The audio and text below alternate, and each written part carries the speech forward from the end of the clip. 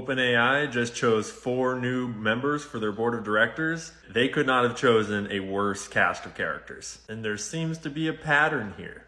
So yesterday they released this statement with their 4 new board members. First, we have Sue, the former CEO of the Bill and Melinda Gates Foundation, also a board member of Pfizer.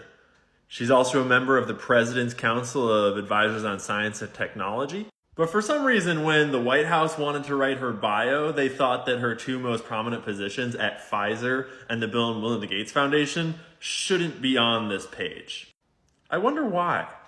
Even spicier, this one's hard to find. She's on the board of directors of this company called Resilience, which strangely also has the CEO of In-Q-Tel on it. In-Q-Tel is the investment company for the CIA. There are actually a number of people on this board of directors that have links to the CIA other than this dude. And this company I'm talking about, Resilience, is the company that manufactured all of the mRNA for the thing that Moderna gave to everyone.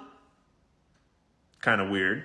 Next up is Nicole Seligman. Nicole's famous for being the president of Sony Entertainment, you know, the company that had some beef with Michael Jackson that we've recently talked about. She also previously worked at Paramount. She's a lawyer. And she's represented some interesting people, like Bill Clinton.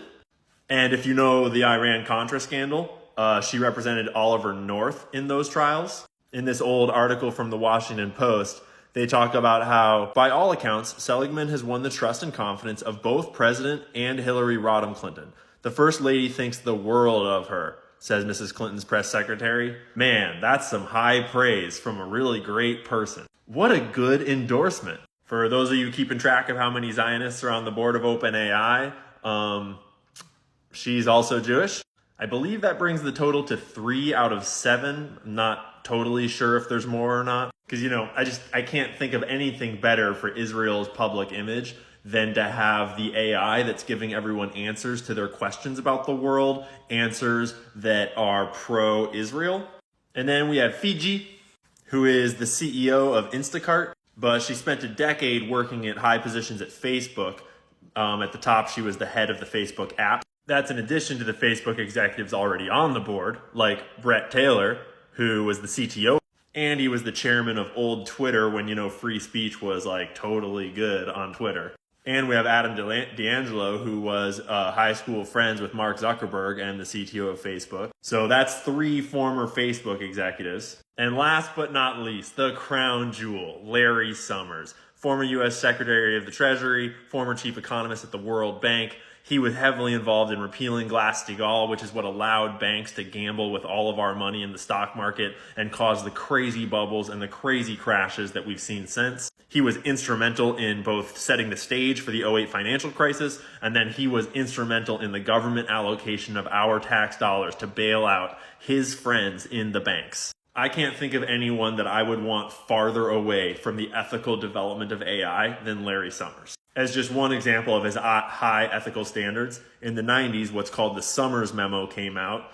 A quote from it is, quote, "I think the economic logic behind dumping a load of toxic waste in the lowest wage country is impeccable, and we should face up to that." Meaning, I mean, it's really good business to dump all of our corporate toxic waste in poor countries because they can't do anything about it. And that's just good business, and we should face up to that, right?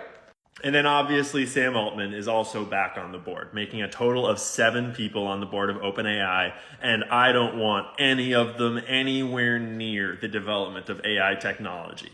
Remember, Elon Musk is currently suing OpenAI for marketing themselves as an open source, ethical, non-profit AI development company, and then transforming themselves into a closed source, unethical, for-profit AI development empire that is working to control the entire state of information on the internet. I mean, working to develop technology that will benefit everyone all around the world. I mean, just imagine when you don't even need to do research and look for information anymore because AI will tell you everything you need to know about what's real and what's not. It's going to be a brave new world soon. Just you wait.